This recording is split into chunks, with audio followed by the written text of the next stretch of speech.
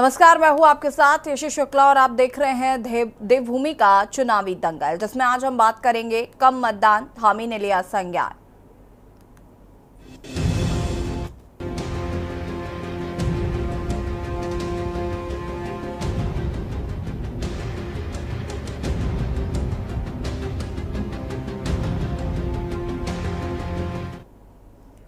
उत्तराखंड की 5 लोकसभा सीटों में पहले चरण में हुए लोकसभा चुनाव में मतदाताओं की काफी उदासीनता देखने को मिली। राज्य में करीब 57.24% मतदाताओं ने ही अपने मताधिकार का प्रयोग किया। ये आंकड़ा पिछले लोकसभा चुनाव की तुलना में लगभग 5% कम है। और 5 लोकसभा सीटों की बात करें तो अल्मोड़ा की में सबसे कम 48.82% मतदान रिकॉर्ड किया गया है, जबकि सबसे अधिक मतदान हरिद्वार लोकसभा सीट में 63.53% हुआ। नैनीताल उधम सिंह नगर लोकसभा सीट की बात करें तो 62.47% हुआ है मतदान, और पौड़ी गढ़वाल में 52.42% हुआ। टेहरी लोकसभा सीट की बात करें तो यहां पर 53.76% मतदान हुआ है। कम मतदान के पीछे कई वजहें मानी जा रही। मतदाताओं की उदासीनता ने सरकार की चिंता को बढ़ा दिया है। वहीं राज्य के मुख्यमंत्री पुष्कर सिंह धामी ने लोकसभा चुनाव में मतदान का बहिष्कार करने वाले गांवों की रिपोर्ट तलब कर ली। मुख्यमंत्री धामी ने अपने प्रमुख सचिव आर.के. सुधांशु को सभी गांवों की नाराजगी की वजह तलाशने और उसका प्रभावी समाधान करने के निर्देश दिए। बता दें कि राज्य में इस बार के लोकसभा चुनाव में 35 से ज्यादा गांवों के लोगों ने मतदान का पूर्ण बहिष्कार किया। इन गांवों में अधिकांश गांव सड़क ना बनने के कारण लोगों में नाराजगी थी। कई क्षेत्रों में कई साल पहले स्वीकृत हुए सड़कों का निर्माण नहीं हो पाया। ज्ञापन, धरने, प्रदर्शनों के बावजूद भी कार्रवाई नहीं होने पर लोगों ने इस बार मतदान का बहिष्कार करने की घोषणा पहले ही कर दी थी। राज्य में मतदान प्रतिशत कम होने के बाद सियासत शुरू हो गई। कांग्रेस का कहना है कि सरकार सिर्फ विकास के बड़े बड़े दावे करती है, लेकिन धरातल पर कोई कार्य नहीं कर रही। मतदान कम होने के पीछे भी ग्रामीणों की नाराजगी देखने को मिल रही। आज हम इसी मुद्दे पर चर्चा करेंगे। उससे पहले रिपोर्ट। लोकसभा चुनाव में उत्तराखंड की 5 लोकसभा सीटों में हुए मतदान के दौरान मतदाताओं में काफी उदासीनता दिखी। 1.5 से 2 महीने प्रचार प्रसार के बावजूद भी मतदाता अपने घरों से मतदान के लिए बाहर नहीं निकले। कम मतदान के पीछे कई वजहें मानी जा रही है। राज्य में करीब 57.24% मतदाताओं ने ही अपने मताधिकार का प्रयोग किया है। यह आंकड़ा पिछले लोकसभा चुनाव की तुलना में लगभग 5% कम है। वहीं 5 लोकसभा सीटों की बात करें तो अल्मोड़ा में सबसे कम 48.82% मतदान रिकॉर्ड किया गया है, जबकि हरिद्वार लोकसभा सीट में सबसे अधिक 63.53% मतदान हुआ है। वहीं कम मतदान के पीछे अब भाजपा कांग्रेस के अपने अपने तर्क हैं। एक तरफ जहां भाजपा का कहना है कि कांग्रेस नेताओं की उदासीनता की वजह से मतदान प्रतिशत कम हुआ है, जबकि कांग्रेस का कहना है कि अधिकांश गांवों में चुनाव बहिष्कार की वजह से मतदान में कमी आई है। इसी से इनकी पोल खुल जाती है। जब लोग रोड नहीं तो वोट नहीं, या अस्पताल नहीं तो वोट नहीं, टीचर नहीं तो वोट नहीं देकर नारा देते हैं, तो इसका मतलब कहीं ना कहीं यह है कि सरकार के कामों से लोग नाराज हैं। और हकीकत भी यह है कि कुशासन से लोग इतने नाराज थे। अंकिता भंडारी का मामला हो, केदारनाथ में सोने की चोरी का मामला हो, जोशीमठ हो, भर्ती घोटाले हो, अग्निवीर हो, लोग निराश थे और लोग वोट देने नहीं निकले। हाँ, इतना ज़रूर कहूँगा कि सरकारी कर्मचारी, उनके परिजनों ने वोट दिया है, कांग्रेस के कैडर ने वोट दिया है और कांग्रेस के पक्ष में इस बार का मतदान रहा है। चुनाव आयोग का अभी जो डेटा प्राप्त हुआ है, अभी हमारे पोस्टल बैलेट जो सेना के भाइयों के होते हैं और जो चुनाव ड्यूटी में जो लोग लगे हुए हैं, उनके जो सर्विस वोट होते हैं, उनके अभी डेटा प्राप्त नहीं हुआ है। अगर उनके जब डेटा प्राप्त हो जाएंगे और वो अंतिम क्षण तक प्राप्त होते हैं, तब स्पष्ट पता लग पाएगा कि इतना % उत्तराखंड के अंदर मतदान हुआ है। तो लेकिन थोड़ा बहुत जो कमी रही है वो सिर्फ और सिर्फ कांग्रेस के नेताओं में और कांग्रेस के कार्यकर्ताओं जो जिस प्रकार से चुनाव को लेकर के उदासीनता देखी गई, उसके कारण ही ये मतदान प्रतिशत गिरा है। आपको बता दें कि उत्तराखंड में हुए कम मतदान प्रतिशत ने सरकार की चिंता बढ़ा दी है। वहीं राज्य के मुख्यमंत्री पुष्कर सिंह धामी ने लोकसभा चुनाव में मतदान का बहिष्कार करने वाले गांव की रिपोर्ट तलब की है। मुख्यमंत्री पुष्कर सिंह धामी ने अपने प्रमुख सचिव आर.के. सुधांशु को सभी गांव की नाराजगी की वजह तलाशने और उसका प्रभावी समाधान करने के निर्देश दिए हैं। बता दें कि राज्य में इस बार के लोकसभा चुनाव में 35 से भी ज्यादा गांव के लोगों ने मतदान का पूर्ण बहिष्कार किया था। इन गांवों में अधिकांश गांव सड़क न बनने के कारण से नाराज थे। कई क्षेत्रों में कई साल पहले स्वीकृत हुए सड़कों का निर्माण भी नहीं हो पाया। ज्ञापन धरने प्रदर्शनों के बावजूद कार्रवाई न होने पर लोगों ने इस बार मतदान का बहिष्कार करने की घोषणा कर दी थी। वहीं ग्रामीणों का कहना है कि मांगे पूरी न होने पर आगे भी मतदान बहिष्कार जारी रहेगा। रास्ता गांव में नहीं है, किस तरीके की दिक्कतें हैं? सर हर चीजों की दिक्कत है सर। यहाँ लड़कों के रिश्ते नहीं होते। फर्स्ट प्रॉब्लम ये है, अब शादियों के लिए हम कहाँ जाएंगे लड़कियां ढूंढने के लिए।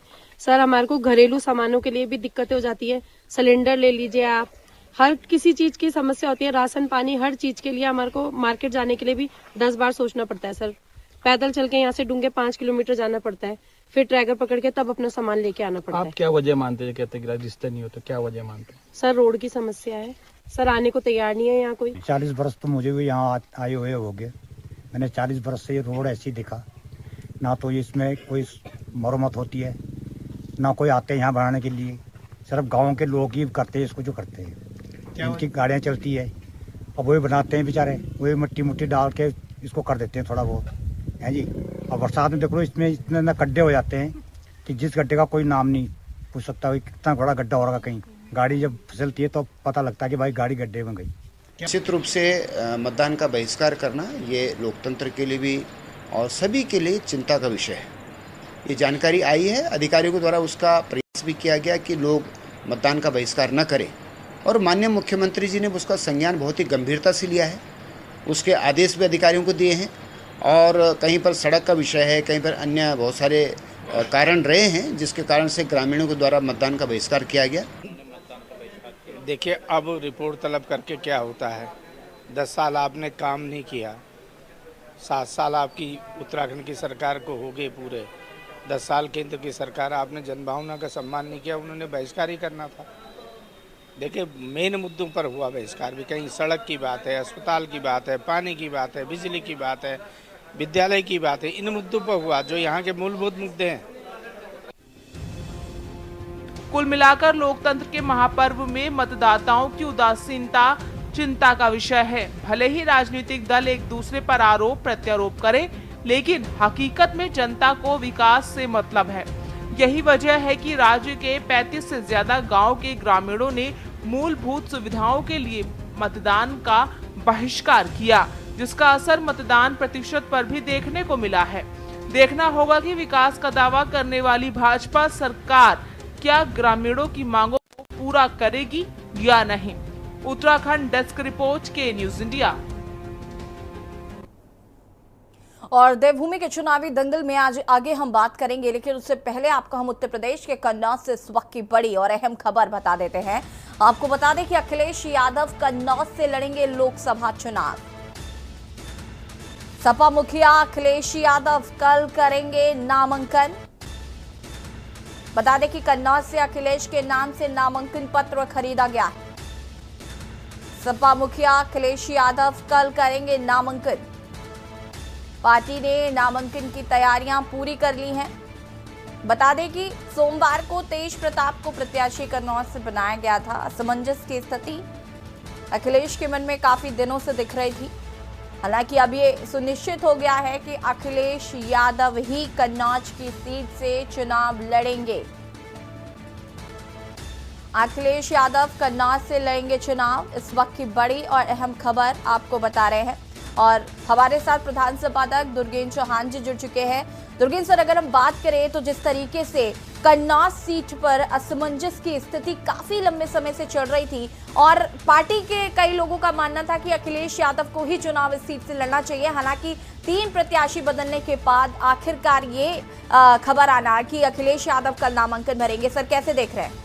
निश्चित तौर पर ये एक बड़ा मूव है और एक तरीके से ये संदेश जा रहा था कि अखिलेश यादव मैदान छोड़ गए हैं। जो भारतीय जनता पार्टी और उसके लोग सवाल पूछ रहे थे कि भाई मैदान क्यों छोड़ गए अखिलेश यादव, एक ये परसेप्शन बन रहा था विपक्ष के खिलाफ, तो उस परसेप्शन को तोड़ने के लिए अखिलेश यादव चुनाव लड़ रहे हैं।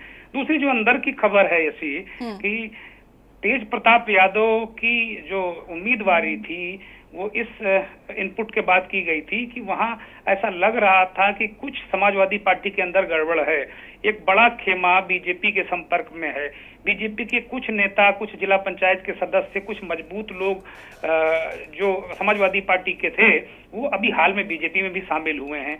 तो वहां पूरी तरीके से अखिलेश यादव को एक जो प्रारंभिक रिपोर्ट शुरू में मिली थी वो बहुत फेवरेबल नहीं लग रही थी, अखिलेश यादव के फेवर में नहीं लग रही थी। लग रहा था कि डिंपल या अखिलेश कोई लड़ेंगे तो कोई दांव भी हो सकता है। और पिछला चुनाव डिंपल यादव वहां हार चुकी हैं, तो हालांकि बहुत लंबा मार्जिन नहीं था लेकिन वो चुनाव हार गई थी। तो ये एक बहुत बड़ी चिंता का विषय थी समाजवादी पार्टी के नेतृत्व के लिए।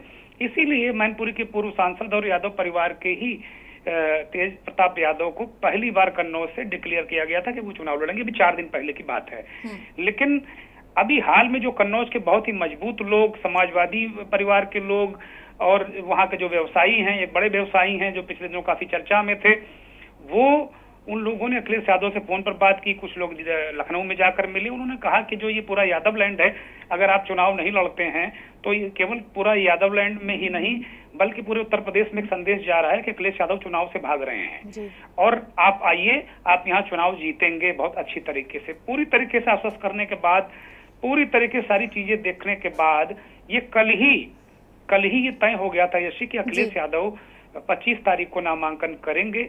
और अभी से मैं इसकी अंतर कथा भी आपको बता दूं, आप इस बात को याद रखिएगा और जब ये सब घटे तो आप जरूर इस बात को हमारे दर्शकों को एक बार रिमाइंड कराइएगा। मैं आपको इसकी अंतर कथा भी अभी बताने जा रहा हूं कि अंतर कथा ये है कि अखिलेश यादव के खिलाफ जो मौजूदा सांसद हैं सुब्रत पाठक और भारतीय जनता पार्टी के कई नेताओं ने बहुत अनाप शनाप 5 साल तक खूब बयानबाजी की है और उनके व्यक्तिगत टिप्पणियां की हैं, डिंपल यादव पर टिप्पणियां की हैं, मुलायम सिंह पर टिप्पणियां की हैं और अखिलेश यादव पर खास तौर पर बहुत आपत्तिजनक टिप्पणियां की हैं। अखिलेश यादव के मन में ये बात है कहीं ना कहीं कि वो जनता के वोट के जरिए ये जवाब देना चाहते हैं। वो अखिलेश यादव ये चुनाव लड़ेंगे और जो भी परिणाम होंगे, अगर वो चुनाव जीतते हैं तो फिर वो यहाँ इस्तीफा देंगे। वो नेता प्रतिपक्ष बने रहेंगे उत्तर प्रदेश विधानसभा में, वो इस्तीफा देंगे। वो तेज प्रताप यादव फिर उपचुनाव में लड़ेंगे। ये पटकथा अभी तक जो समाजवादी पार्टी ने लिखी है उसी के अनुरूप जो ये कदम है अखिलेश यादव का, वो कल 12 बजे नामांकन कराएंगे पूरे तामझाम के साथ, लाव लश्कर के साथ। इसी जी दुर्गेन्द्र साहब बहुत बहुत शुक्रिया आपका। और बता दें आपको कि जिस तरीके से आज अखिलेश यादव के नाम से नामांकन पत्र खरीदा गया है, कल अखिलेश यादव नामांकन करेंगे। कन्नौज सीट से लोकसभा चुनाव लड़ेंगे अखिलेश यादव। यहाँ पर आपने प्रधान संपादक दुर्गेन्द्र चौहान को भी सुना, तो उन्होंने बताया कि किस तरीके से अखिलेश यादव कहीं ना कहीं असमंजस की स्थिति में थे। एक बड़ा खेमा नाराज भी चल रहा था, तमाम चीजें देखने को मिल रही थी।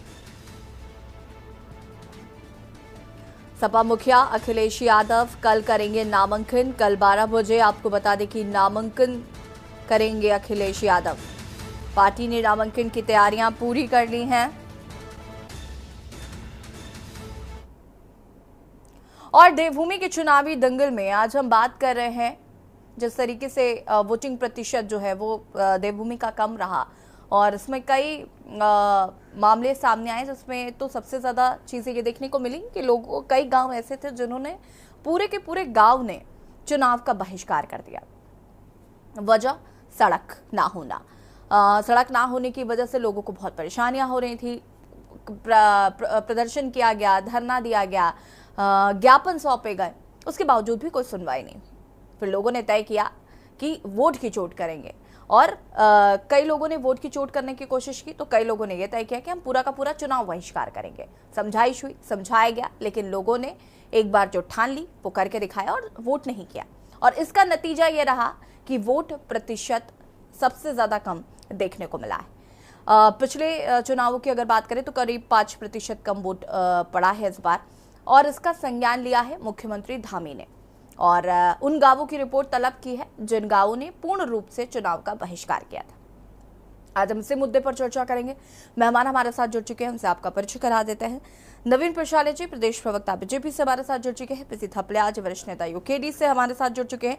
उदित घेड़ियाल जी समाजसेवी हमारे साथ जुड़ चुके हैं। कुलदीप राणा जी वरिष्ठ पत्रकार हमारे साथ जुड़ चुके हैं। आप सभी का बहुत बहुत स्वागत है। सबसे पहले तो और शुरुआत नवीन प्रशाले जी आपसे ही करते हैं। अगर हम बात करें चुनाव बहिष्कार की, तो इसका पूरा क्रेडिट विपक्ष आपको ही दे रहा है और साफ तौर पर विपक्ष का ये कहना है कि बीजेपी की वजह से लोगों ने चुनाव बहिष्कार किया, क्योंकि आपने उनको जो उनकी मूलभूत सुविधाएं हैं उनसे वंचित रखा। हाँ, सड़क जैसी सुविधा आपने उनको मुहैया नहीं कराई, पानी जैसी सुविधा आपने उनको मुहैया नहीं कराई, पलायन लोग बहुत तेजी से कर रहे थे उसका संज्ञान आपने नहीं दिया, सारा ठीकरा बीजेपी के सर है। क्या कहना चाहेंगे? जी यशी जी, मैं यही कहना चाहूंगा कि वर्तमान में सरकार हमारी है और उत्तराखंड की देवतुल्य जनता ने दूसरी बार मैंडेट लगातार इतिहास बदलकर भारतीय जनता पार्टी को दिया है और इस सब चीज का जिम्मेदारी तो हमें लेनी पड़ेगी इन सब व्यवस्थाओं की। लेकिन पूर्व में आज अगर आजादी के 75 साल बाद भी अगर कहीं सड़क नहीं पहुंची तो उसमें मैं समझता हूं कि वर्तमान सरकार का ही दोष नहीं बल्कि पीछे से चला आ रहा है। लेकिन मैं यहाँ पर तारीफ करना चाहूंगा मुख्यमंत्री जी का, जिन्होंने तुरंत संज्ञान लिया और उन सभी समस्याओं को निपटाने के लिए अधिकारियों को निर्देश दिए, अपने प्रमुख सचिव को उन्होंने निर्देशित किया और हमारे कार्यकर्ताओं को भी वहां भेजने का काम किया ताकि रिपोर्ट 2-3 चैनल से अच्छी तरह से आ पाए और उस पर काम हो सके, क्योंकि जनहित की सरकार है और सरकार चाहती है कि जनता की हर परेशानी दूर की जाए। और आप देखते हैं कि सड़क की बात जहां तक बात है तो सबसे ज्यादा सड़कें बनाने वाली भारतीय जनता पार्टी की सरकार है और आगे भी बनाएगी। उत्तराखंड की देवतुल्य जनता ने जब अपना विश्वास भारतीय जनता पार्टी की सरकार पर जताया है तो माननीय मुख्यमंत्री जी उस भरोसे पर अपना विश्वास रखते हुए उनकी समस्या को दूर करने का काम कर रहे हैं और बहुत जल्दी ही आप देखेंगे इन सभी गाँवों में उनकी समस्याओं का समाधान हो जाएगा और सड़क वहां पर पहुंचेगी जरूर। जी नवीन प्रशाले जी, मेरे बहुत सारे सवाल हैं लेकिन मैं और लोगों की प्रतिक्रियाओं के बाद जरा इस पर विस्तार से हम चर्चा करेंगे। जी। हमारे साथ यहाँ पर उदित घेड़ियाल जी हैं, समाजसेवी हैं। उदित जी, क्या कुछ कहना चाहते हैं? मूलभूत सुविधाओं से जब जनता वंचित रहेगी तो जाहिर है कि वोट प्रतिशत पर असर साफ दिखेगा। देखिए, ये जो समस्याएं हैं ये समस्या आज की नहीं है। ये लोग काफी साल, अभी कुछ पिछले साल लाठीचार्ज भी हुआ था गैरसैंण में, वो केवल सड़क को लेके ही था। और एक गांव है जहां मैं अभी हाल में होके आया था, वो है किमसार का इलाका है, डाडा मंडल का एरिया है, ऋषिकेश से करीब 22-24 किलोमीटर दूर है।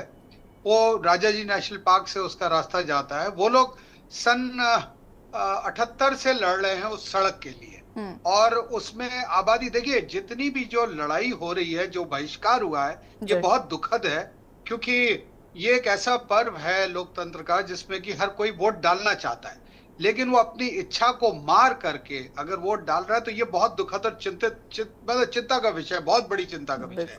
तो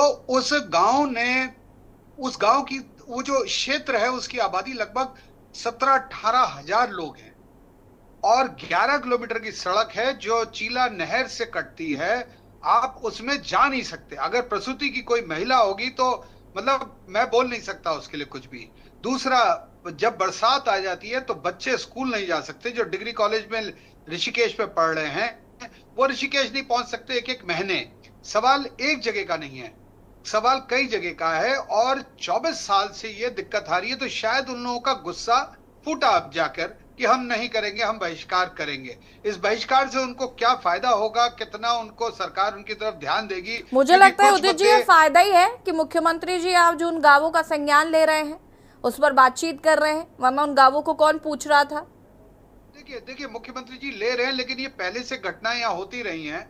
सवाल ये उठता है कि उनमें से ज्यादातर, जितना मेरी संज्ञान में हम लोग काम कर रहे हैं, वो ज्यादातर जंगलात के मामले हैं और जंगलात के मामले यहाँ पर नहीं सुलझेंगे। उसके लिए भारत सरकार पे जाना ही पड़ेगा, एनजीटी से परमिशन लेनी पड़ेगी या जो भी है। लेकिन उसके लिए मेरे हिसाब से देखिए बड़ी आबादी है, अगर ये 100-50 लोगों के लिए होती तो एक बार आप उनको शिफ्ट करने की सोचते, कुछ और सोचते। लेकिन जहां पर आबादी 12,000 से ऊपर हो रही है, 10,000 लोग हैं, उनकी भी तो कुछ लोकतंत्र के अंदर उनका भी कुछ बनता है ना हिस्सा, कि वो वोट दे रहे हैं तो वो चाहते हैं कि कुछ हमें सुविधाएं रहें। वो पहाड़ पे रह रहे हैं, इन सब के बावजूद वो पहाड़ पे रह रहे हैं। अगर हम चाहते हैं वो पहाड़ खाली कर दें तो बात अलग है। ये जंगलात वालों को भी समझना पड़ेगा, फॉरेस्ट डिपार्टमेंट को समझना पड़ेगा, भारत सरकार को समझना पड़ेगा, उत्तराखंड सरकार को समझना पड़ेगा कि मानवता कुछ होनी चाहिए जिसमें कि वो रह रहे हैं। हम पहाड़ से पलायन की बात कर रहे हैं और वो लोग वहां बिना सुविधा के रह रहे हैं। दूसरा, मैंने पिछली बार भी कहा था आपकी डिबेट में, देखिए सबने, इलेक्शन कमीशन ने कहा कि हमने इतने लाख वोटर्स को शपथ दिलाई है, सब कुछ है, वो बातें चलती रही। किसी ने, हमने स्कूल की तारीखों का बारे में देखा कि स्कूल की तारीख हम उसके हिसाब से एग्जाम ना हो। किसी ने ये सोचा नहीं कि एक धर्म का भी महापर्व होता है, वो शादी होती है हिंदू धर्म में। और जिस दिन ये वोटिंग थी उस दिन बहुत बड़ा साया था। बहुत सारे कारणों की वजह से पहाड़ में अब शादियां जो हैं दिन में होने लगी हैं। तो जो शादी बारात जा रही है और जो बारात आ रही है वापस, वो तो वोट से वंचित हो गए ना। वो मेरे हिसाब से 25 से 1000 से ज्यादा लोग हैं और जो वोट करना चाहते थे, मैंने उनका वीडियो रिकॉर्ड करा, उन्होंने कहा कि हम करना चाहते हैं लेकिन हम क्या करें, हमारे घर में शादी। तो भविष्य के लिए ये चीजें देखनी बहुत जरूरी है, मेरा मानना है। बिल्कुल, लेकिन उदित जी, हमने भी हाल ही में एक वीडियो आया था जिसमें हमने देखा एक दुल्हन गई थी वोट डालने, तो जहां चाहा वहां रहा। ये एक रीजन जरूर हो सकता है, लेकिन सिर्फ यही रीजन शायद नहीं होगा। बाराती मिस कर गए, बाराती जो जैसे मेरे कुछ जान पहचान के जो पौड़ी से गुप्त काशी गए, तो वो पूरे 130 लोगों ने वोट नहीं डाला। ठीक है, वापस आते हैं। मिस कर गया, दूल्हा मिस कर गया। समझ रहे हम। उदित जी वापस आते हैं। पीसी थपलियाल जी हमारे साथ जुड़े हुए हैं। थपलियाल जी, सड़क नहीं तो वोट नहीं पर हम चर्चा कर चुके हैं और उसका नतीजा भी हमने देखा कि वोट परसेंटेज पर असर साफ तौर पर देखने को मिला और धामी जी ने अब इस पर संज्ञान लिया है। तो शायद उनकी जो मंशा रही होगी लोगों की वो अब कारगर होगी, जैसे कि, लेकिन हालांकि जैसा कि अभी उदित जी कह रहे थे और ये बात मुझे भी ज्ञात है कि जंगलों का ये मसला है और इस वजह से सड़क उनको नहीं मिल पा रही है। इससे पहले भी क्योंकि हम लोग इस पर चर्चा कर चुके हैं तो बड़े सारे सोल्यूशंस आए, लेकिन अब ये कहा जा रहा है कि भारत सरकार को इसमें इंटरफेयर करना पड़ेगा, तब ये मसला सुलझेगा। देखिए, ये जंगल की बात आती होगी। मैं खुद, मेरे गांव में आज दिन तक सड़क नहीं गई है और मेरे को 5 किलोमीटर जंगली जानवरों के भय से निपटते हुए अपने गांव पहुंचना पड़ता है। जब मैं 2-3 बार सतपाल महाराज के पास गया, सतपाल महाराज को पता ही नहीं मेरा गांव का। अब ऐसे जनप्रतिनिधि भारतीय जनता पार्टी हमें देती रहेगी तो हम क्या करेंगे? हमारे देखिए, आप मुख्यमंत्री का फेस सेविंग कर रहा है वो, ये कह के कि मैं इंक्वायरी कर रहा हूं, लेकिन उसको पहले एडवांस में जनता ने ऐलान कर दिया था, चेता दिया था कि अगर हमारी ये समस्याओं की अनदेखी की गई तो हम चुनाव बहिष्कार करेंगे।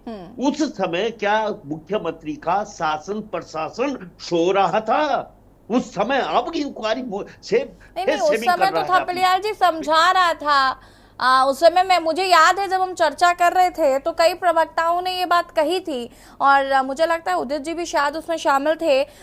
ये कहा गया था कि जनता कहती है फिर वोट डालने जाती है और भूल जाती है, लेकिन इस बार जनता भूली नहीं है। इस बार जनता ने सबक सिखाने का काम किया है। हमने चारों तरफ से देखा मैडम, हमने एक चीज देखी कि विकास की ABCD भी भूल गए भारतीय जनता पार्टी के प्रतिनिधि जो मतलब चुनाव में खड़े थे।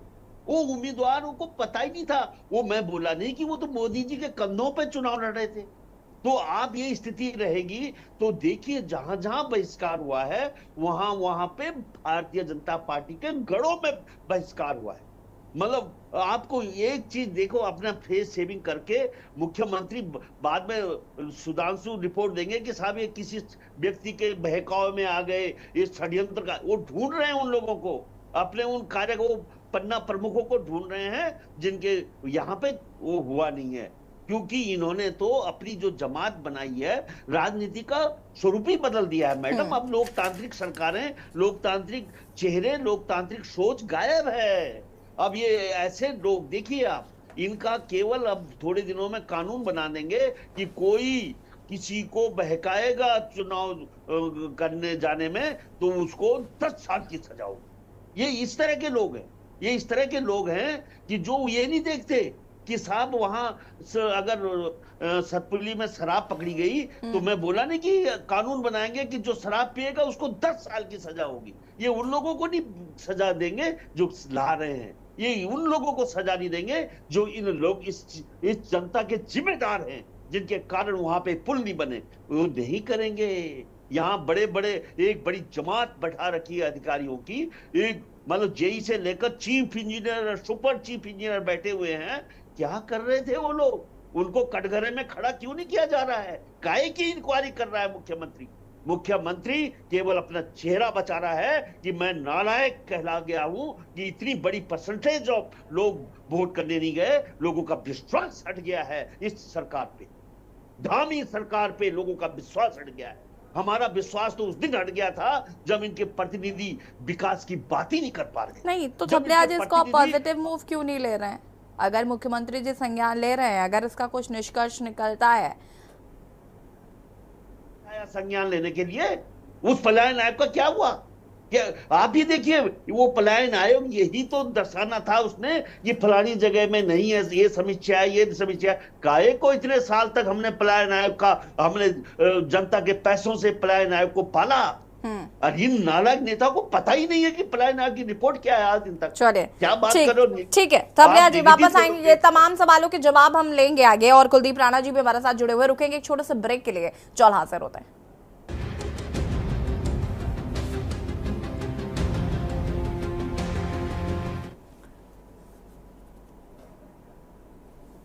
और बात कर रहे हैं कम मतदान, धामी ने लिया संज्ञान। ब्रेक के बाद एक बार फिर से आप सभी का स्वागत। चर्चा आज इसी पर कि आखिर उत्तराखंड में वोटिंग परसेंटेज इतना कम क्यों रहा, इसके पीछे क्या बड़ी वजह है। तो जिसमें एक वजह तो ये भी है कि लोग चुनाव बहिष्कार करते नजर आए, और पूरे के पूरे गांव ने चुनाव बहिष्कार किया है और मूलभूत सुविधाओं के अभाव में किया है। ये कहीं ना कहीं चिंता का विषय है, और इसी पर हम चर्चा कर रहे हैं। मेहमान हमारे साथ लगातार जुड़े हुए हैं। कुलदीप राणा जी का रुख करते हैं, वरिष्ठ पत्रकार हैं। कुलदीप जी, वोटिंग परसेंटेज की अगर हम बात करें तो इस बार उत्तराखंड का वोटिंग परसेंटेज कम रहा, और इसका अब मुख्यमंत्री पुष्कर सिंह धामी ने संज्ञान लिया है। विपक्ष का यह भी कहना है कि आप थोड़ा पहले संज्ञान ले लेते तो शायद वोटिंग परसेंटेज बढ़ जाता, जनता को थोड़ा विश्वास होता। एक और जहां विपक्ष सत्ता पक्ष पर आरोप लगा रहा है, सत्ता पक्ष विपक्ष पर आरोप लगा रहा है, लेकिन इसका खामियाजा मुझे लगता है समूचे उत्तराखंड को भुगतना पड़ रहा है।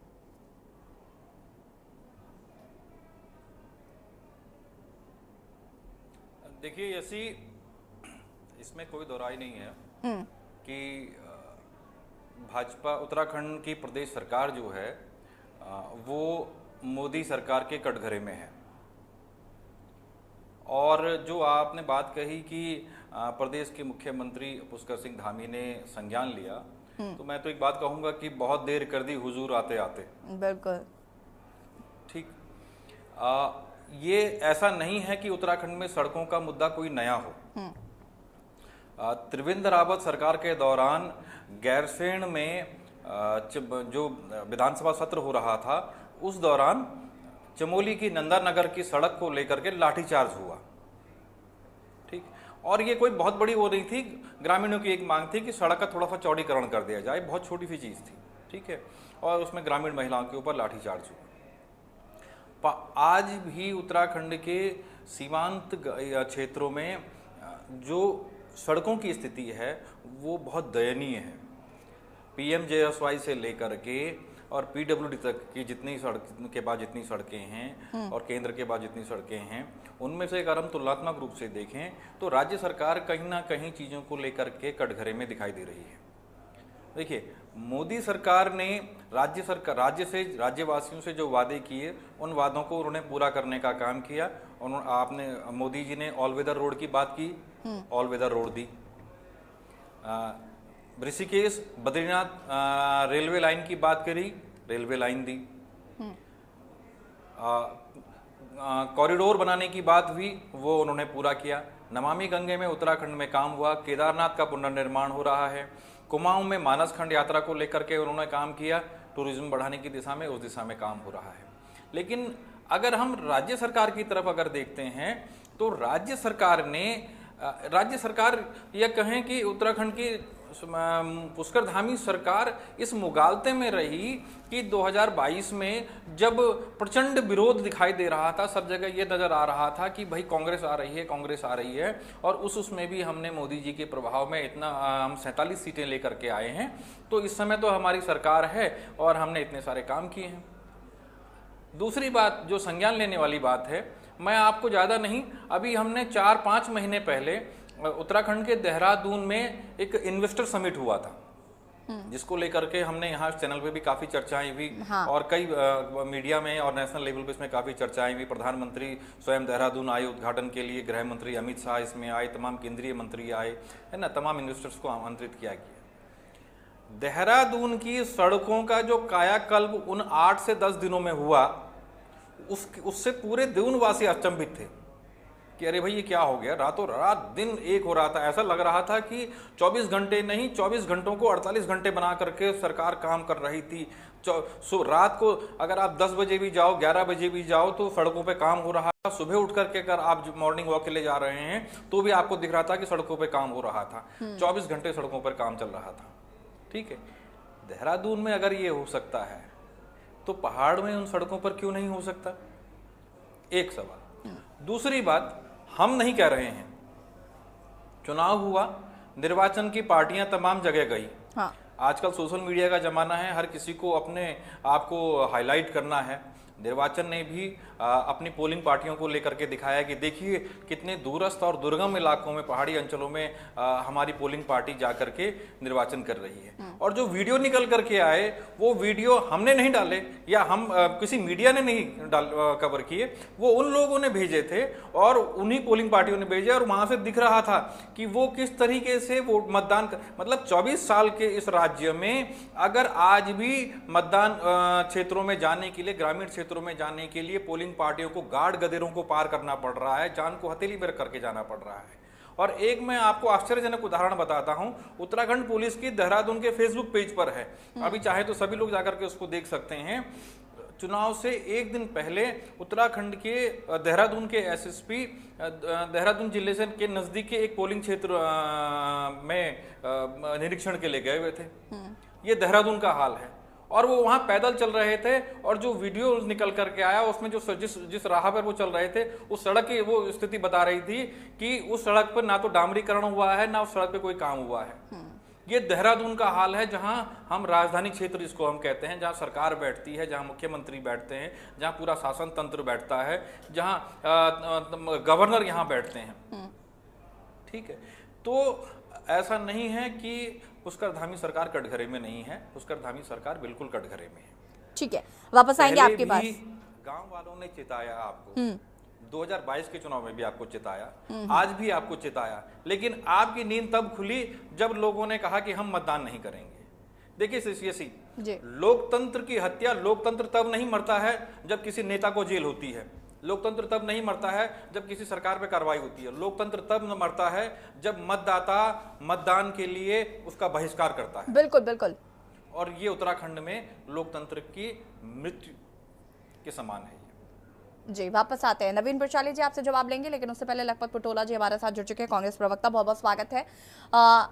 कैसे देख रहे हैं, मुख्यमंत्री धामी जी ने संज्ञान ले लिया है उन जगहों का जहां पर पूरा के पूरे गांव ने चुनाव बहिष्कार किया, विपक्ष जमकर निशाना साध रहा है, क्या रिएक्शन? ये संज्ञान पहले लिया होता तो ज्यादा अच्छा होता। कोई ऐसा तो नहीं, उन्होंने आज ही कहा, उनकी मांग कई वर्षों से, 7 साल से तो ये सरकार यहाँ पे 10 साल से केंद्र में, और इस तरह की बातें कहते हैं कि जैसे लोगों को पता ही ना हो। आपको यदि काम करना होता, उन लोगों की मांग मान गई होती तो आज ये नौबती क्यों आती? या चुनाव बहिष्कार से पहले उन्होंने कहा था कि यदि हमारी मांगे नहीं मानी गई, हमारी मांगों पर ठोस आश्वासन नहीं दिया गया तो हम चुनाव का बहिष्कार करेंगे। लोकतंत्र के लिए बहुत दुखद घटना है, और हर कोई चाहता है कि इस पवित्र पर्व में हम आहुति दें, देश के विकास के लिए अपना वोट दें, राष्ट्र के निर्माण के लिए अपना वोट दें, अपने विकास के लिए अपना वोट दें। लेकिन जब राज्य सरकार न सुनती हो, केंद्र सरकार न सुनती हो, जनप्रतिनिधि न सुनता हो, तो आदमी के पास विकल्प क्या है? जब आपकी चुनी हुई सरकार आपकी बात न सुने, आपका चुनाव विधायक आपकी बात न सुने, आपका चुनाव जनप्रतिनिधि आपकी बात न सुने, ये गूंगी बहरी हो जाए, सरकारें गूंगी बहरी हो जाए, जनप्रतिनिधि गूंगी बहरी हो जाए, सत्ता के लोभ और लिप्त लोभ और मोह में इतना लिप्त हो जाए कि जनता की सुध लेना बंद कर दें, तो निश्चित रूप से लोगों के पास एक ही विकल्प रहता है, आंदोलन खड़ा करना, इन नेताओं का बहिष्कार करना, इस सरकार का बहिष्कार करना और इस तौर की प्रक्रिया का बहिष्कार करना जिसमें उनकी आवाज नहीं सुनी जाती हो, उनकी मुद्दे नहीं सुने जाते हो। लखपत बुटोला जी, मुझे बात बताइए, मुझे ये बताइए, कांग्रेस कभी सत्ता में काबिज तो रही नहीं, 24 के 24 साल बीजेपी के ही मुझे लगता है पाले में रहे हैं। शायद यही वजह है कि विपक्ष सीना चौड़ा करके आरोप लगा रहा है। जी, आप भी उतने ही दोषी हैं जितनी की भारतीय जनता पार्टी। सुन लीजिए, मैं सीधे सीधे इतना कहना चाहती हूँ। आप क्या कहना चाह रहे हैं मैं समझ जाऊं, लेकिन सुन लीजिए, मैं कहूंगा कि मेरे दादाजी ने मेरे बाप को नहीं पढ़ाया और मैं भी अपना बेटा, मेरा बाप भी मेरे बेटे को न पढ़ा दे, तो सुन लीजिए, परिस्थितियां साजगार नहीं होती। ये जो ब्लॉक मुख्यालय, जिला मुख्यालय तक सड़कें गई हैं, नीतिमाणा तक सड़क गई है, ये सड़कें कौन लेके गया? हर ब्लॉक में जो हॉस्पिटल खुले हैं, CSC PSC सेंटर खुले, किसने खोले? विकास सतत प्रक्रिया है और जो सरकार है तो उसकी जवाबदेही होती है। यदि मांग आज है, भूख यदि आपको आज है, मांग आज है, उसके लिए आप 50 साल और 25 साल प्रदेश सरकार को दोषी देंगे? 1978 से एक गांव का जिक्र अभी यहाँ पर शायद उदित जी कर रहे थे या PC थपलियाल जी कर रहे थे। जो सरकार 1978 से सर वो उसको सड़क नहीं मिली। आप मुझे बताइए ना, 78 के बाद कुछ साल तो आपके भी रहे होंगे, कुछ साल बीजेपी के भी रहे, आप बता रहे मांग आज है। क्या सड़क की मांग आज चुनाव के टाइम पे ही उपजी है क्या? कांग्रेस के टाइम पे सड़क की मांग नहीं की जा रही थी। मैं सीधे सीधे ये कहना चाहती हूँ, मेरा ना ही कांग्रेस से कोई वास्ता है ना ही बीजेपी से। सवाल आपसे है तो सवाल बीजेपी से भी है, लेकिन आपसे सवाल इसलिए क्योंकि आप लगातार आरोप लगा रहे हैं। आपकी डिबेट लंबी है, 2 मिनट समय दीजिए, मैं आपको बता देता हूँ। पहली बात यह है, यदि आपको पीड़ा आज है तो इलाज भी आज ही चाहिए। और दूसरी बात, मैंने आपसे कहा कि कांग्रेस ने जिला मुख्यालय की सड़क ले गई है तो तब मांग थी, जिला मुख्यालय में हॉस्पिटल चाहे थे तो तब मांग थी, ब्लॉक मुख्यालय में सड़क चाहे थी कांग्रेस लेके गई, ब्लॉक में हॉस्पिटल चाहे थे लेके गई, गांव में स्कूल चाहे तो लेके गई। आज कनेक्टिविटी ये स्थिति हो गई है, पहले कनेक्टिविटी पहाड़ों की कनेक्टिविटी 20-20 किलोमीटर पैदल चलते थे। मैं खुद स्वयं गांव का हूँ और गांव के एक कस्बे के एक गांव का एरिया ही कई बार 7-8 किलोमीटर का हो जाता है।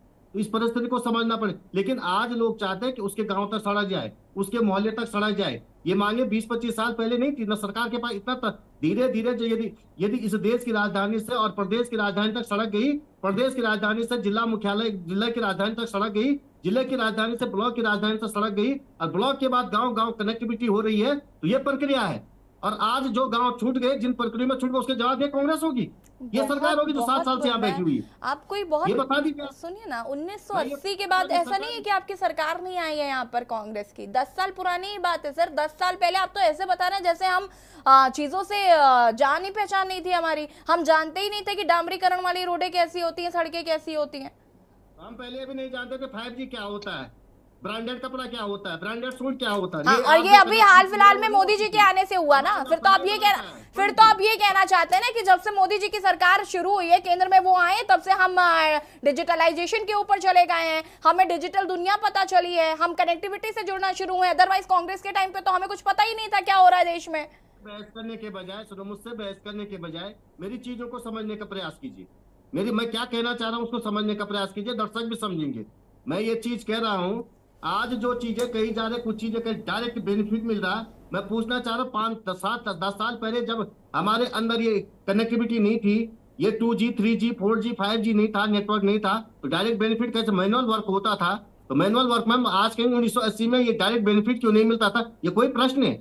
मैं यही तो आपसे कह रहा हूँ कि देश की राजधानी से लेकर प्रदेश की राजधानी और प्रदेश की राजधानी से जिले की राजधानी सड़क गई है, उसके बाद ब्लॉक सड़क गई है, गाँवों में गई है, और जिन जगह छूटे वो तो कई समय से मांग कर रहे।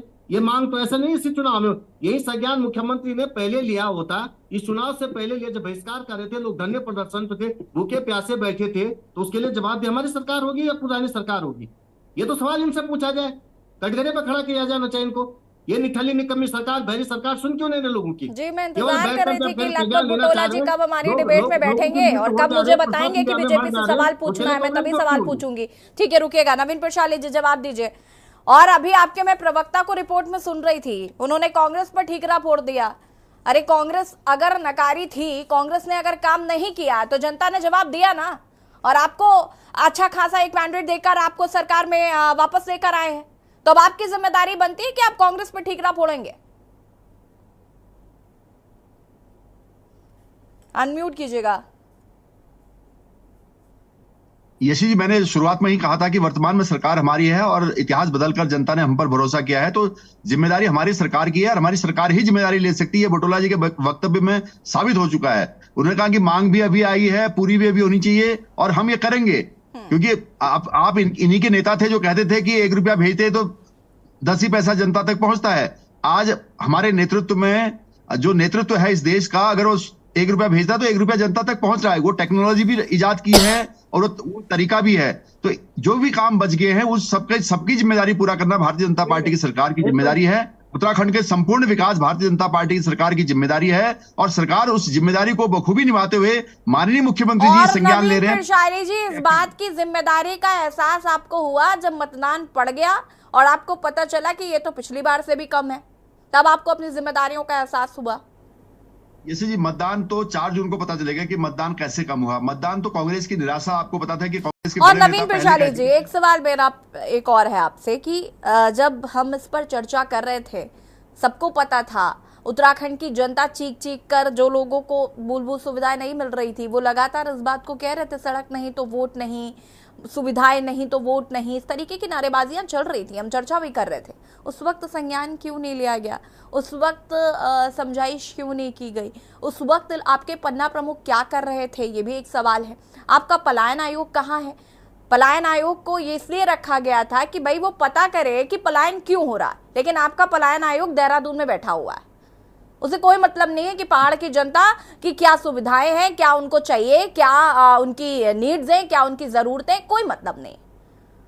एक टीम गठित कर दी गई है भगवान भरोसे, और उसी का शिगुफा हर बार चैनल में बैठ के आप दे देते हैं कि हमारा तो पलायन आयोग हमने बना रखा है, हमने इसकी कमेटी बना रखी है, हमने उसकी कमेटी बना रखी है। सर देखिए, बहुत गंभीर विषय है। अगर हम सीधे सीधे बात करें, अगर जनता को सड़क आज 2024 में नहीं मिल रही है तो इससे ज्यादा शर्मनाक कुछ हो नहीं सकता। जी यशी जी, मैं कह रहा हूं इस बात को, मैं इसलिए बोल रहा हूं कि सारी जिम्मेदारी भारतीय जनता पार्टी की सरकार की है और भारतीय जनता पार्टी की सरकार सक्षम है उस जिम्मेदारी को निभाने के लिए, इसीलिए जनता ने भरोसा उस पर जताया है और हम उसको करके दिखाएंगे। देखिए, जो जनता ने चुनाव का समय उन्होंने चुना और जनता है, जनता लोकतंत्र में जनता जनार्दन होती है, वो कुछ भी कर सकती है। उन्होंने अपनी बात को शासन तक पहुंचाने का एक माध्यम जो चुना है उस पर शासन ने संज्ञान लिया है, शासन ने जिम्मेदारी के साथ गंभीरता के साथ कहा है और शासन के माननीय मुख्यमंत्री जी ने उस बात का संज्ञान लिया, त्वरित कार्रवाई उस पर करने के लिए गया। कुछ टाइम में आप देखेंगे कि इसका निराकरण हो चुका होगा। लेकिन इस बात को भी आपको मानना पड़ेगा कि जब से मोदी जी आए हैं, जैसे बुटोला जी ने कहा कि सारी मांगे तब से पता चली और सारी चीजें तब से हो रही हैं, इसलिए हम कहते हैं कि पिछला 60 साल एक बार और मोदी जी का 10 साल एक बार। और वोट कम क्यों हुआ वो तो 4 जून को पता चल जाएगा, क्योंकि कांग्रेस के बड़े नेता कह चुके थे कि कांग्रेस सुस्त हो चुकी है, कांग्रेस ढीली होगी। अब कांग्रेस के जो थोड़ा वोटर 4-5% बचे थे वो वोटिंग तक गए नहीं, वो वोटिंग स्टेशन तक गए नहीं, पोलिंग स्टेशन तक नहीं गए, मतदान केंद्रों तक नहीं गए। तो चुनाव में थोड़ा सा कमी है, लेकिन भारतीय जनता पार्टी का मत प्रतिशत पिछली बार से भी ज्यादा यहां पर बढ़ेगा। इस बात के लिए बुटोला जी आश्वस्त रहे, विपक्ष आश्वस्त रहे, ये लेड लत्ती भी इनको लेके डूबेगी और भारतीय जनता पार्टी पूरी तरह से आश्वस्त है अपने काम के बल पर, माननीय मोदी जी के नेतृत्व में। जैसे यहाँ पर विश्लेषण, इसका सीधा सीधा जवाब से इतना ही है, आप काम करेंगे जनता आपको वोट देगी, आप काम नहीं करेंगे जनता बहिष्कार करेगी, और ये हमने देख लिया इस चुनाव में। वापस आते हैं आपके पास, उदित गेड़ियाल जी। आरोप प्रत्यारोप जारी है, कांग्रेस बीजेपी पर निशाना साध रही है, बीजेपी कांग्रेस पर निशाना साध रही है।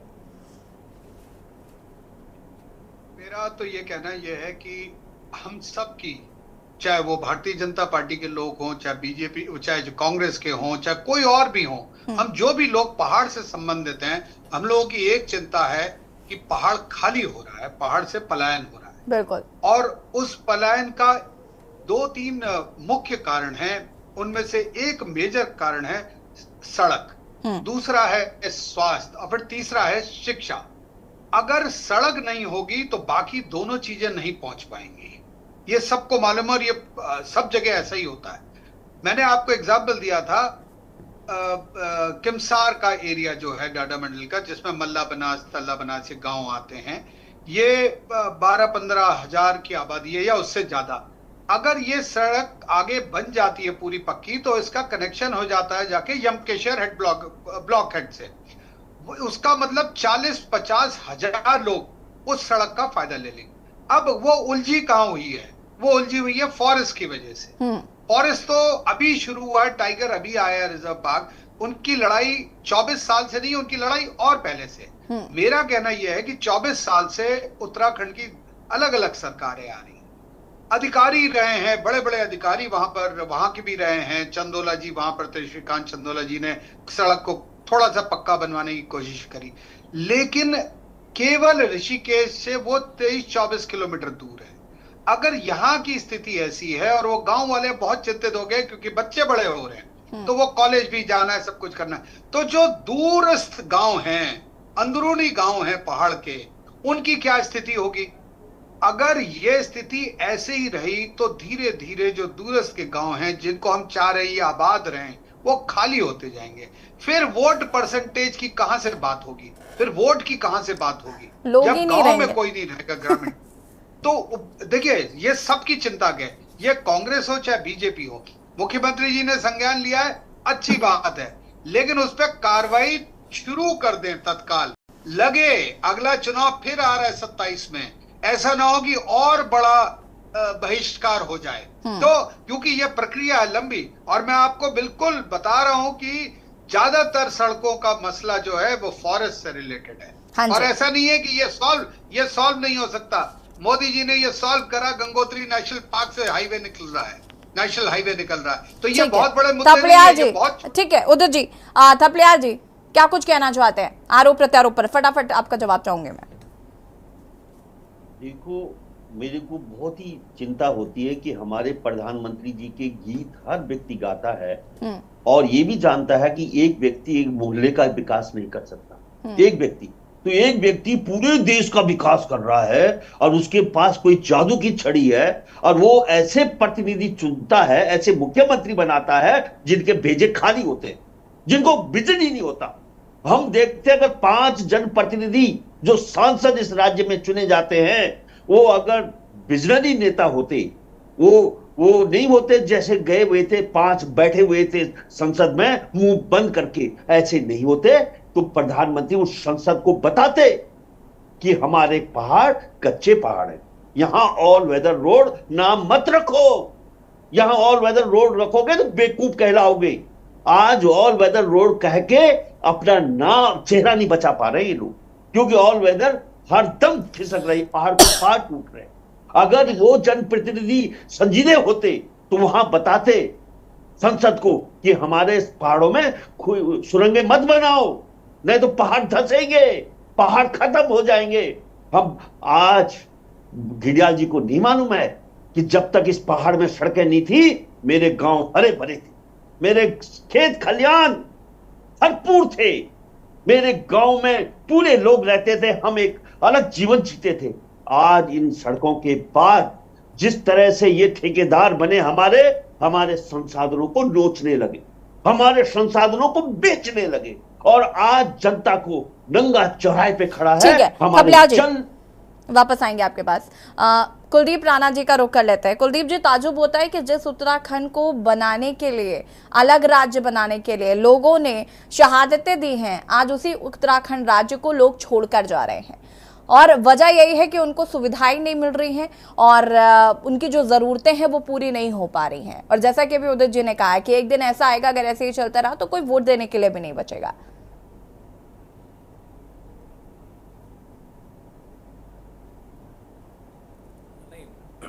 बिल्कुल ये बेहद दुर्भाग्य की बात है और सबसे बड़ी विडंबना ये रही इस राज्य की कि इस राज्य के जनता ने जिन जनप्रतिनिधियों को चुना कि ये विधानसभा में लोकतंत्र में हमारे मुद्दे उठाएंगे, विकास के मुद्दे उठाएंगे, क्षेत्र की समस्याएं उठाएंगी, सबसे पहले पलायन उन्होंने ही किया। आज कौन विधायक है जो पहाड़ों में चुना जाता है और जिसका देहरादून में घर नहीं है? अगर हम उनके पहाड़ में और देहरादून में उनके रहने की अगर हम एक तुलनात्मक उसमें देखें तो उनके सिर्फ चुनाव का समय होता है जब वो पहाड़ में होते हैं, वरना उनका अधिकांश समय देहरादून में ही बीतता है। बिल्कुल। दूसरी बात, अभी हम सिर्फ सड़कों पर और हम मुख्यमंत्री पर बात कर रहे हैं, लेकिन उत्तराखंड में पीडब्ल्यूडी विभाग सतपाल महाराज के पास है क्या ये बात किसी को मालूम है? आज तक हमने सड़कों को लेकर के सतपाल महाराज की कोई टिप्पणी नहीं सुनी, कोई बात नहीं सुनी कि सतपाल महाराज ने कभी प्रेस कॉन्फ्रेंस करके बताया हो कि हाँ फलाने हमने ये इतनी सड़कें बना दी, हमारी सड़कों को बनाने की गति ये है, हमारी PWD ये विभाग ये कर रहा है। ठीक है, वो कहाँ राजनीतिक नेपथ्य में है, मंत्रिमंडल में भारी भरकम मंत्रिमंडल उनके पास है, PWD जैसा विभाग उनके पास है। ठीक, तीसरी बात ये है कि अभी मैं ये सुन रहा था कि वन विभाग को लेकर के कि वन विभाग के पास सड़कें हैं। जब ऑल वेदर रोड बन रही थी तो उसका कई हिस्सा भी वन विभाग के पास था, NGT के पास पहुंचा था। दिल्ली देहरादून एक्सप्रेस वे बन रहा है, सैकड़ों हजारों पेड़ कट रहे थे, वो मसला भी NGT के पास था, लेकिन सरकार ने वो मसले सुलझाए। कुलदीप जी माफी चाहूंगी, कुल मिलाकर कहीं ना कहीं ये साफ नजर आ रहा है कि नेताओं की उदासीनता, सांसदों की उदासीनता और जिनके पास जो विभाग है उनके काम ना करने की वजह से आज उत्तराखंड सफर कर रहा है और ये समस्या जो है वो साफ तौर पर देखने को मिल रही है। जी फटाफट। सरकार को अधिकारियों के मुंह से बाहर निकलना होगा, सरकार को अधिकारियों के मुंह से बाहर निकलना होगा। अगर जब तक ये बाहर नहीं निकलेगी सरकार का ही नुकसान होगा। बिल्कुल, आप सभी का बहुत बहुत शुक्रिया चर्चा में शामिल होने के लिए। और देवभूमि के चुनावी दंगल में आज हम बात कर रहे थे कम मतदान, धामी ने लिया संज्ञान। हालांकि ये जो वोट प्रतिशत कम हुआ है और जो मूलभूत सुविधाओं का अभाव है, आखिर ये जनता तक कब तक पहुंचेंगी ये देखना होगा। और इसी बीच आपको उत्तर प्रदेश के उन्नाव से बड़ी खबर बता देते हैं। उत्तर प्रदेश के उन्नाव से बड़ी खबर, डिंपल यादव ने किया रोड शो। उन्नाव से आपको ये खबर बता रहे हैं, डिंपल यादव ने रोड शो किया, अनु टंडन के नामांकन में किया रोड शो।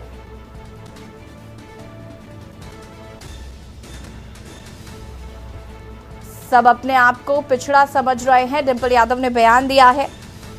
रोजगार और नौकरी के मामले में यहां जीरो है।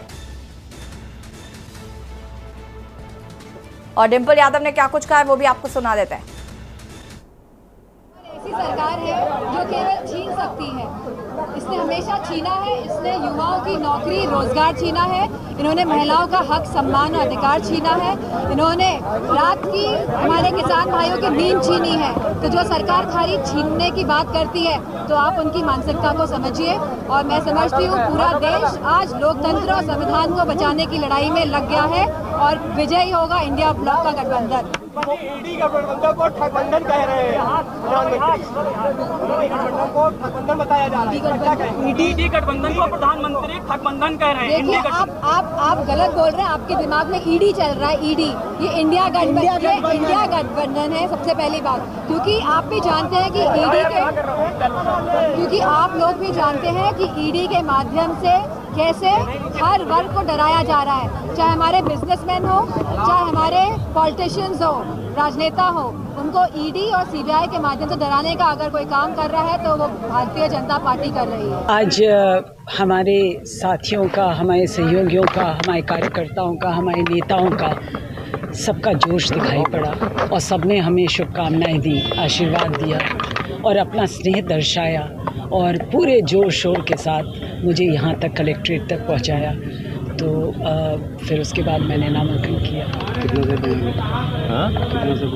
हाँ, जिस तरह से आज आपने शक्ति प्रदर्शन किया, पूरी एक यूनिटी दिखाई, क्या लगता है कितना असर होने वाला है आपके चुनाव में? ऐसा है कि कितना असर होगा ये तो आप बाद में ही देखेंगे, लेकिन इतना मैं कह सकती हूँ कि जो एकजुटता दिखाई पड़ी और एक जो जोश दिखाई पड़ा, अब हर कार्यकर्ता इस युद्ध के लिए।